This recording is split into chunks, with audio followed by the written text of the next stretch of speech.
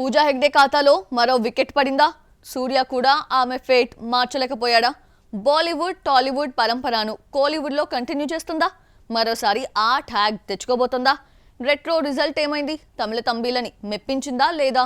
ఆచార్య నుండి వరుస ఫ్లాపులతో కెరియర్ పరంగా స్ట్రగుల్ ఫేస్ చేస్తోంది పూజా హెగ్డే. తెలుగు, హిందీలో చేసిన ప్రతి సినిమా డిజాస్టరే. ఇక తన హోప్స్ అన్ని సూర్య రెట్రో పైనే పెట్టుకుంది. కార్తీక్ సుబ్బరాజ్ చెప్పిందల్లా చేసింది. గ్లామర్ కు బ్రేక్ ఇచ్చి నో మేకప్, హోమ్లీ లుక్ ఫార్ములాను పాటించింది. కానీ ఆమె చేసిన త్యాగం వృధాగా మారింది.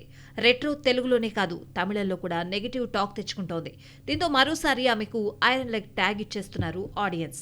కెరీర్ స్టార్టింగ్ నుండే ఫ్లాపులు చూస్తూ ఐరన్ లేడీగా మారింది పూజ. ఈ ట్యాగ్ వచ్చినప్పటికీ స్టార్ హీరోలతో నటించే ఛాన్సులు వచ్చాయి అమ్మడికి. డీజే, అరవింద సమేత, వీరరాఘవ, మహర్షి, అలవైకుంఠపురం చిత్రాలు హిట్ కొట్టడంతో ఐరన్ లెగ్ ముద్ర నుండి బయటపడింది. అనుకునేలోపు షరమామూలే మళ్లీ ఫ్లాపులు పలకరించడం స్టార్ట్ చేశాయి. అయితే ఇప్పటి వరకు తమిళంలో ఫ్లాప్ చూడలేదు అమ్మడు.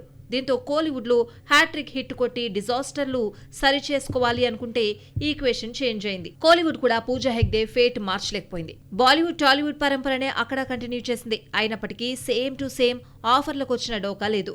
హిందీలో వరుణ్ ధావన్ సరసన హై జవానీతో ఇష్క్ హోనా హై, విజయ్తో జననాయగన్, రాఘవ లారెన్స్ కాంచనా 4లో నటిస్తోంది.